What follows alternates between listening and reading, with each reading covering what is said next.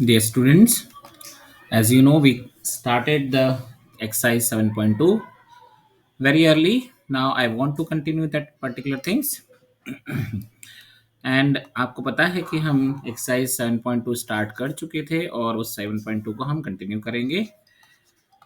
अभी बहुत सारी डिमांड आ रही बच्चों की कि sir please teach on the board over the board.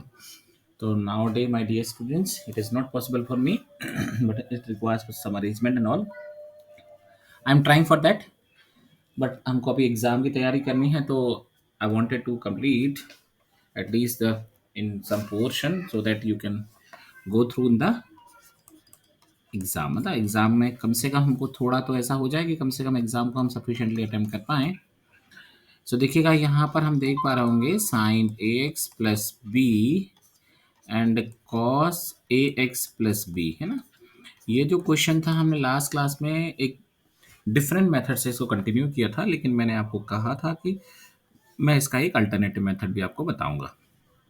So alternative method says कि हमको क्या करना है, हम इसमें जो साइन ए एक्स प्लस बी गिवन किया है इसको आप क्या सपोज कर सकते हैं, टी सपोज कर सकते हैं। तो इसका डिफरेंशिएशन क्या आएगा, cos A x plus b dot a equal to D T upon D x. So आपको पता चल गया होगा यहाँ पर कॉस ए एक्स प्लस बी, ये हो गया cos A x plus b dot d x and equal to D T upon t, है ना। सो आप इसको लिख सकते हैं। देखिएगा यहाँ पर ये तो आपने इसको टी सपोज कर लिया, ये वाला पोर्शन, तो ये तो टी हो गया है, और इस कॉस ए x plus b d x का आपको मिला है डी टी अपॉन ए, तो 1/a को आप बाहर कर दीजिए और टी का हो जाएगा टी स्क्वायर अपॉन 2 प्लस सी। कहने का मतलब ये है कि हम यहाँ पर ऑब्जर्व करते हैं कि हमारा जो आंसर है वो क्या निकला, 1/a t square upon 2 and plus c. हमने टी किसको सपोज किया था, हमने साइन ए एक्स प्लस बी को सपोज किया था, देन इसका whole square in time sine square x plus b. तो ये भी एक सोल्यूशन है हमारे पास, ऑल्दो कि इसका जो फॉर्मेट है वो थोड़ा डिफर कर रहा है, तो बट ये भी हम इसको सोल्यूशन की तरह कंसिडर कर सकते हैं। सो मैं ये सोचता हूँ कि इतना हम समझ गए हैं, तो इसके आगे आवाज़ हम बढ़ेंगे और आगे के क्वेश्चंस को हम सॉल्व करेंगे। ऑलमोस्ट आपने देखा होगा कि हम गोइंग टू क्वेश्चन में, यहाँ पर हम क्वेश्चन टू क्वेश्चन जा रहे हैं। So next question is coming in front of you, आपके सामने नेक्स्ट क्वेश्चन आ रहा है, integration of A x plus B, है ना। अब इस क्वेश्चन को देखिए ध्यान से। अब इस क्वेश्चन को देखेंगे तो आपको बहुत सारी चीज़ें पता चलेंगी कि हम सब्स्टिट्यूशन का जो बेसिक फंडा है वो क्या है। तो मैंने इसको लिख दिया इंटीग्रेशन, एंड इंटीग्रेशन में हमारे पास है a x plus B and D x, है ना। तो अब अगर हम इसमें देखेंगे कि ए एक्स प्लस बी पूरे को अगर हम टी सब्स्टिट्यूट कर देते हैं तो इसका डिफरेंशिएशन तो ए हो जाएगा x1 और ये बी जीरो हो जाएगा और ये हो जाएगा d T upon D x, ना। It would be d T upon D x. तो हमको यहाँ सिंपली डी एक्स का वैल्यू मिल गया, that means d T upon a. So d x का वैल्यू हमको डी टी अपॉन ए मिल गया, तो सब्स्टिट्यूशन हमारे पास किस तरह से वर्क कर रहा है, इंटीग्रेशन, देन हमने एक बार फिर से लिख दे रहे हैं a x plus b d x and, ठीक है। सो ये हो जाएगा T raised to the power 1/2 और अंडर रूट टी, और ये हो जाएगा d T upon a. So आपको पता है टी 1/2 हो गया है डी टी, तो 1/a को मैंने बाहर लिख दिया है, then this is 1/a, integration हो जाएगा T raised to the power 3/2, नीचे भी 3/2 प्लस सी। इसको हम यहीं कंप्लीट करना चाहेंगे, तो ये हो जाएगा 2/3a and T what was our T, A x plus B, ये टी की वैल्यू थी 3/2 एंड प्लस सी। तो आप देख पा रहे होंगे ये क्वेश्चन भी हम सक्सेसफुली कंप्लीट कर लिए हैं। Question number 7th question is coming in front of you. ये हमारे पास क्वेश्चन है x under square root of x plus 2 and D X. Generally आपके दिमाग में बात आ रही होगी कि हम सर ने देखा था कि सर पिछले क्वेश्चंस में कि हम ऐसा कोई फंक्शन ढूंढते हैं जिसका डेरिवेटिव हमारे पास प्रेजेंट हो।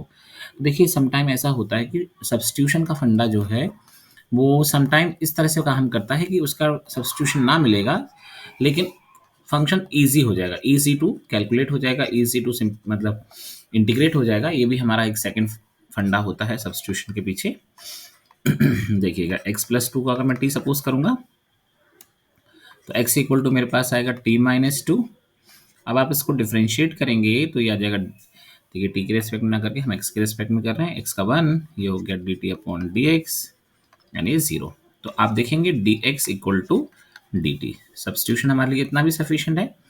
देखिए इस x की प्लेस पर हम क्या लिख सकते हैं, t माइनस टू। तो देखिए इस वाले क्वेश्चन में हमने क्या किया है, हमने इसको सिंप्लीफाई करने के लिए और थोड़ा सा सिंपल कैलकुलेशन के लिए, इजी कैलकुलेशन के लिए हमने इसको सब्स्टिट्यूट किया था। तो t under root T minus two under root T है ना, इसको आप देख पा रहे होंगे। और आगे बढ़ेंगे हम, सो ये हो जाएगा t raised to the power 3/2 minus 2 raised to the power 1/2 and this is dt।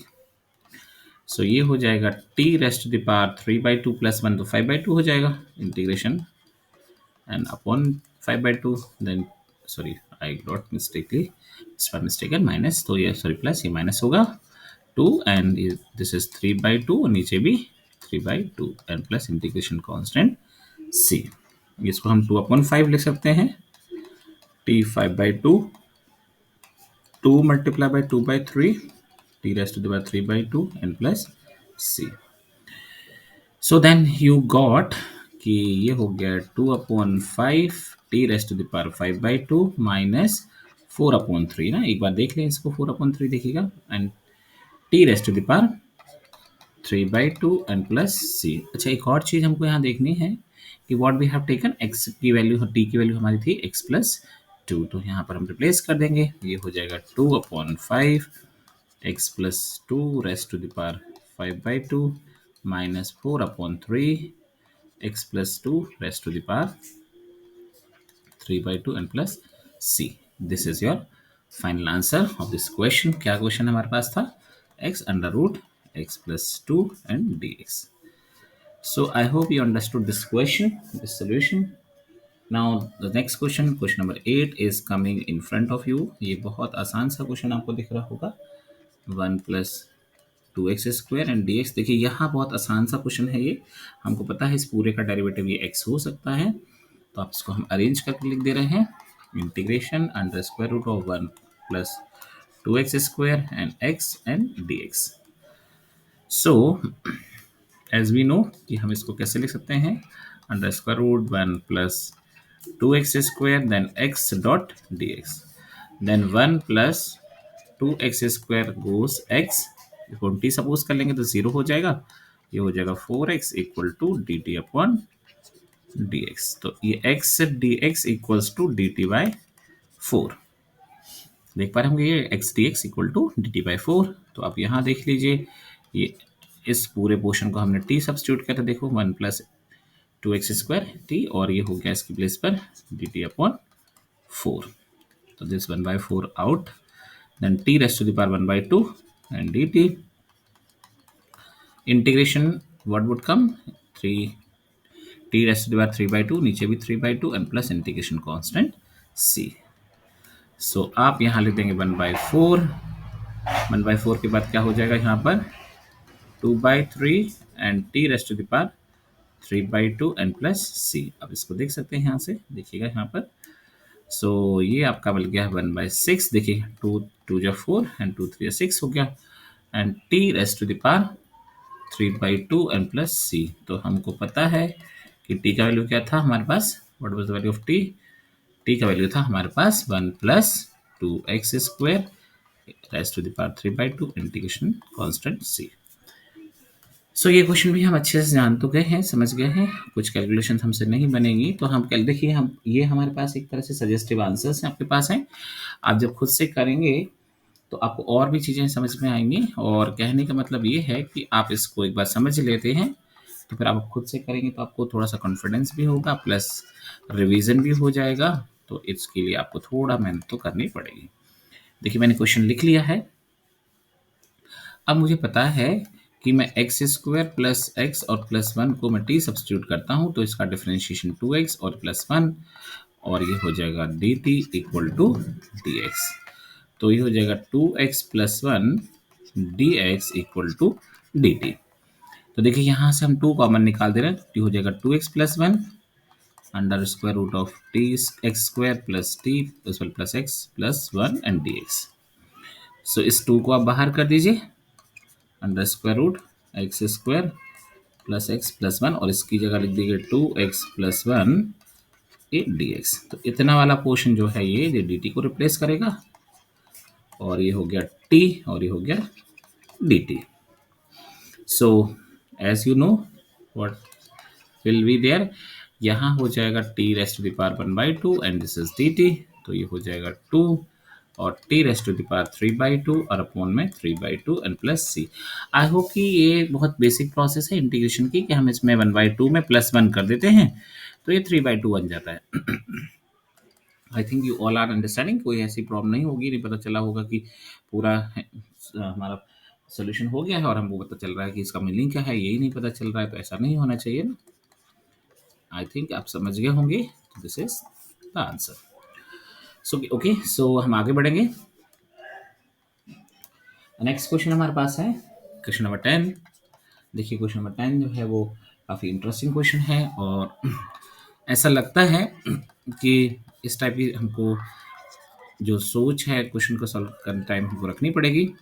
देखिए हम यहाँ पर देखते हैं, अब सारे अप्रोच बताते हैं कि हम ऐसा क्या कर सकते हैं और क्यों कर सकते हैं। देखिए अगर मैं इसको पूरे को टी सपोज करूँगा तो मेरे पास जो डिफ्रेंशिएट होकर आएगा वो आएगा 1 - 1/2 root X equals to D T upon D X. मतलब मैंने देखा कि मुझे रूट एक्स चाहिए पड़ेगा, लेकिन 1 तो मेरे पास है ही नहीं कहीं, तो मुझे लगता है इसको मुझे पहले अरेंज करना पड़ेगा। दैट मीन्स ये जो मैंने किया है ये नहीं अप्लाई हो सकता है यहाँ पर।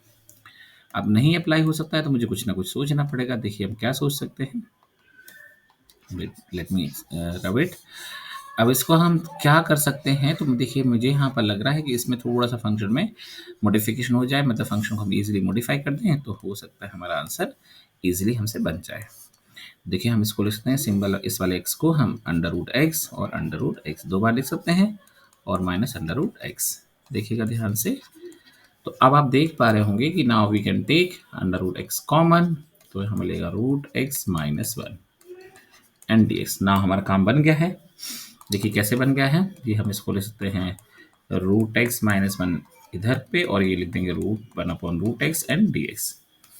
और अगर मैं अंडर रूट एक्स माइनस 1 को टी सब्सटीट्यूट करता हूँ तो इसका डिफरेंशिएशन तो आपको पता ही है 1/2 अंडर रूट एक्स, ये 0 equals to D T upon D x. तो ये आ जाएगा 1 upon root X D X equal to 2 D T. तो देखिए इस वाले पोर्शन को हम सब्सटीट्यूट कर सकते हैं, किसको, इस वाले पोर्शन को हम इजीली सब्सटीट्यूट कर सकते हैं, किससे, इस वाले पोर्शन से। तो ये क्या क्या लेकर आएगा, हाँ 2 डी टी, और इसको तो हम टी ले ही लिए हैं, तो ये आ जाएगा हमारे पास आई इंटीग्रेशन, देन ये हो जाएगा 1/t और ये हो जाएगा 2dt।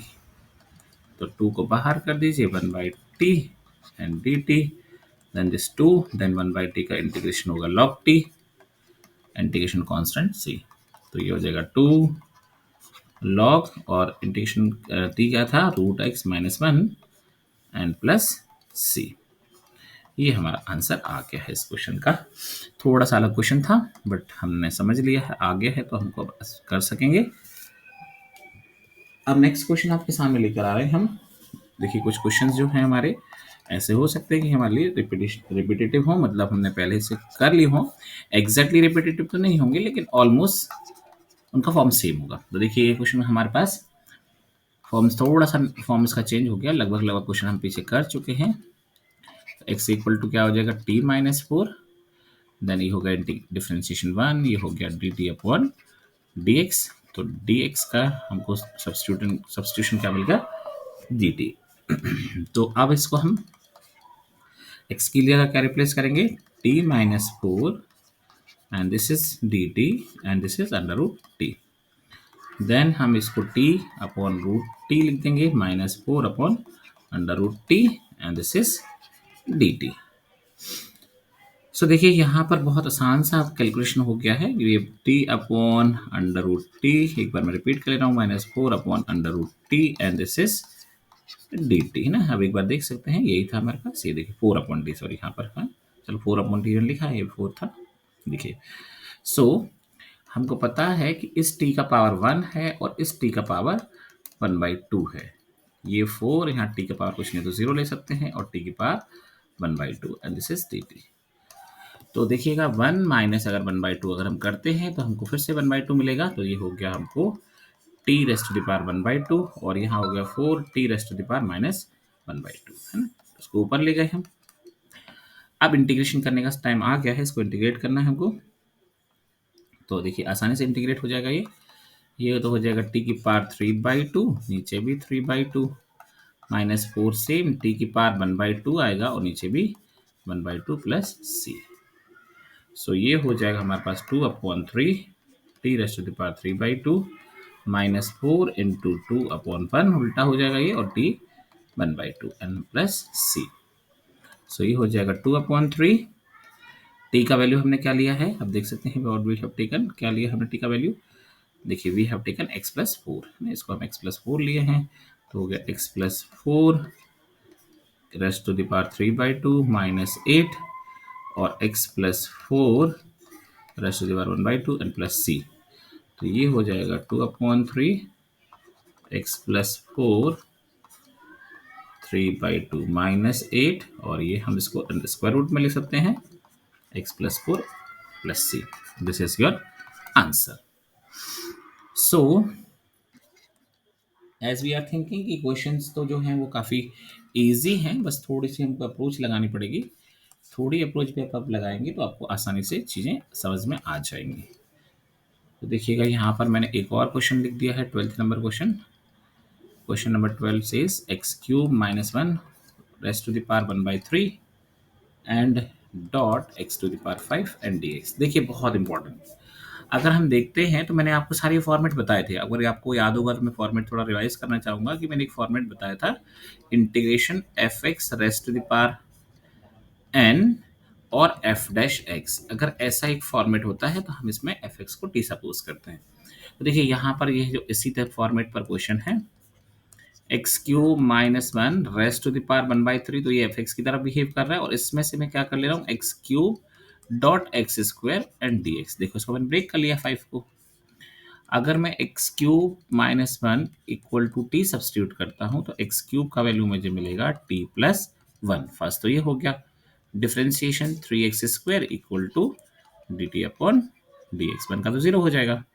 ये होगा x² dx equal to dt upon 3। अब देख रहे होगे ये x² dx और ये 3 को हम यहाँ ले आए। तो देखिए ये सब्स्टिट्यूशन आपको दिख रहा है, इतना है ना, मतलब ऑलमोस्ट हमको सारे सब्स्टिट्यूशन दिख रहे हैं। इसको तो हमने t ले लिया था, t raised to the power 1/3 हो जाएगा। x³ का वैल्यू मैंने यहाँ पर निकाल ही लिया है t प्लस 1 और इसको मैंने निकाल लिया dt अपॉन 3। देखिए पूरा फंक्शन मैंने कन्वर्ट कर लिया। देन हम 1/3 को बाहर कर देंगे, देखिएगा ध्यान से 1/3 को बाहर कर दिए और क्या बचता है हमारे पास t raised to the power 1/3 और t प्लस 1 और ये dt। So now we can say 1/3 ये हो जाएगा t raised to the power, देखिए 1 प्लस 1/3 कैसे, इसकी पावर 1 है, मल्टीप्लाई करेंगे तो पावर प्लस हो जाएंगे, तो हो जाएगा 4/3 एंड प्लस 1/3 t की पावर ना एंड dt। अब हम इंटीग्रेशन करेंगे, इंटीग्रेशन में फिर से हमको एक 1 प्लस करना है, तो t की पावर कितना हो जाएगा 4/3 प्लस 1, तो it will give you 4/3 plus 1 will give you 7/3, तो हो जाएगा 7/3 और अगेन हो जाएगा 4/3 एंड इंटीग्रेशन कांस्टेंट c। सो हमने t किसको सब्स्टिट्यूट किया था, x³ - 1 को, तो ये हो गया x³ - 1 raised to the power 7/3 plus x³ - 1 raised to the power 4/3 and plus integration constant c। I hope कि आपको ये वाला क्वेश्चन भी आ गया है। Then next question 13th number, मैं कोशिश करूंगा कि आज इसको मैं कंप्लीट कर दूं, अगर कंप्लीट होना ही चाहिए इस एक्सरसाइज को। मैं वैसे तो क्वेश्चन काफ़ी ज़्यादा है, 39 क्वेश्चन है, बट अभी तो हम 13th क्वेश्चन पर पहुँचे हैं, तो हो सकता है हमको काफ़ी लंबा क्लास लेना पड़े, तो नो मैटर, बट क्या है कि हमारे पास समय नहीं है तो हमको थोड़ा सा तो स्पेयर करना ही पड़ेगा अपने आप को। देखिए मैंने आई रॉट द क्वेश्चन, मैंने क्वेश्चन लिख दिया है। अच्छा क्वेश्चन में मुझे यहाँ देखना पड़ेगा क्यूब भी है ना, ये है cube. X square upon 2x plus 3x cube and whole cube. This is the question. So देखिएगा यहाँ पर, अब देखिए हमने एक और चीज़ आपको नोट की होगी कि जब हम डिफरेंशिएट करते हैं तो डिफरेंशिएट में एल्जेब्रिक पावर जो है वो रिड्यूस होती है। तो हम इस बेसिस पे भी हम एक फंडा यूज कर सकते हैं कि किसको टी सपोज करना है। देखिए तो 3x cube equal to T, because ये 3 है और हमको 2 चाहिए तो पावर रिड्यूस हो जाएगी। तो ये सोच कर भी हम सब्सटीट्यूशन का एक कंसेप्ट लगा सकते हैं। तो 3 into 3x square equal to D T upon D x. तो ये आपको मिलेगा 9x square D X equal to D T. But मुझे सिर्फ एक्स स्क्वायर डी एक्स चाहिए, तो मैं यहाँ पर डी टी के नीचे क्या लिख दूंगा, 9 लिख दूंगा। तो ये हो गया हमारे पास 1/t⁻³ 1 में, और ये हो गया dt/9। सो 1/9 को आप बाहर कर दीजिए, this 1/9 out. Then what is coming, क्या आने वाला है, ये आने वाला है हमारे पास t⁻³ देन dt। आप देख सकते हैं यहाँ से ये बहुत आसानी से आ गया है। देन 1/9, अब इसमें +1 कर लीजिए तो t⁻² आ जाएगा, एंड नीचे भी -2, इंटीग्रेशन कांस्टेंट c। तो ये हो जाएगा -1/18 और ये हो जाएगा t⁻², इंटीग्रेशन कांस्टेंट c। -1/18 ये आंसर हम आगे बढ़ाना चाहेंगे, हम सोचा यहीं लिख दें, पीछे जाने से कोई सेंस नहीं है। -1/18 और t को हमने क्या लिया था, तो 1/t² ले सकते हैं इस तरह से, इंटीग्रेशन कांस्टेंट c। -1/18 t हमारा है, what we have taken t हमने लिया था 2 + 3x³ 2 + 3x³ and whole square, integration constant c। Okay, so now the question number 14 is coming in front of you. The question 14 is 1/x log whole power m, यानी यहाँ पर कहा है कि m जो है वो 0 नहीं हो सकता, सॉरी 1 नहीं हो सकता, m is not equal to 1, और x जो है वो हमेशा 0 से बड़ा होगा। ये कंडीशन दे रखी है, ठीक है। बिकॉज अगर ऐसा कुछ हो जाएगा तो हमारे लिए, हमको पता है कि केस जो है वो गलत हो जाएगा। सो इसके लिए हमको क्या करना है, ध्यान रखने वाली बात है कि हमको कंडीशन लगाना है। तो इंटीग्रेशन हम शुरू करते हैं।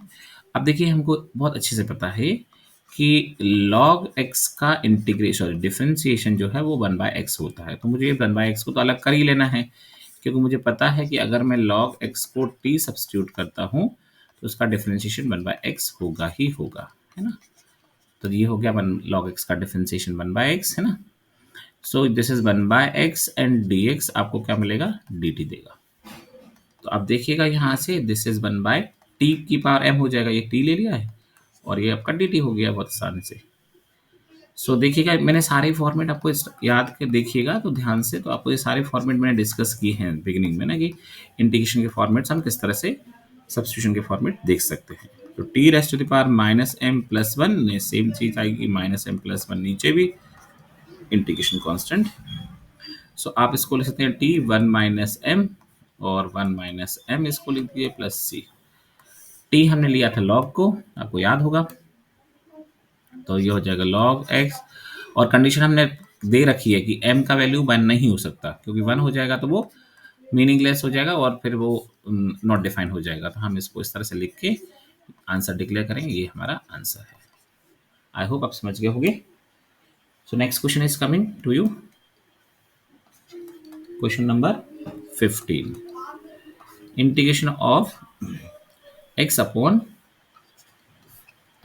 x upon 9 - 4x² and dx। तो आपको पता है यहाँ पर भी बहुत सीधा सा फंडा दिख रहा है हमको, x dx लिख दिया है और 9 - 4x²। देखिए यहाँ पर इस x² और इस x के पावर में एक ही का डिफरेंस है, तो हमको पता चल रहा है कि 9 - 4x² को अगर हम t सब्स्टिट्यूट करेंगे तो ये 0 हो जाएगा, ये 4 2 8x इक्वल्स टू dt/dx। तो ये हो जाएगा x dx equals to -dt/8, है ना। आप देख पा रहे होंगे यहाँ पर, तो ये हो गया 1/t और ये हो गया -dt/8। सब्स्टिट्यूशन लगा दिया है, बहुत कुछ ज़्यादा कुछ नहीं किया है। तो -1/8 को आप बाहर कर दीजिए और ये हो जाएगा 1/t एंड dt। आप यहाँ से देख भी सकते हैं, देखिए यहाँ से -1/8 को बाहर कर दिया है। देन -1/8 को a और इंटीग्रेशन ऑफ 1/t, ये log t, integration constant c, -1/8 log 9 - 4x² and c। तो आप इसको आंसर देख सकते हैं, बहुत आसानी से आप समझ गए हैं इस क्वेश्चन को, और बहुत आसान सा क्वेश्चन था। देन क्वेश्चन 16, i इंटीग्रेशन से हम लिख रहे हैं इसको e⁻² 2x + 3 and this is dx।